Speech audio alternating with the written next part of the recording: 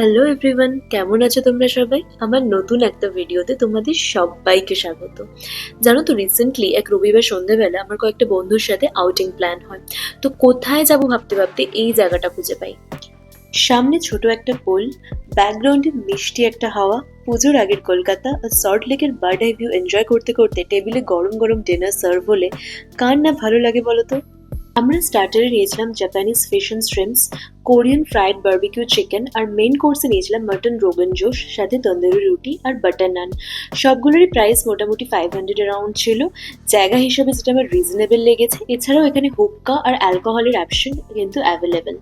জোম্যাটো অথবা সুইগি থেকে পেমেন্ট করলে তোমরা বেশ খানিকটা ডিসকাউন্টও পেয়ে যাবে।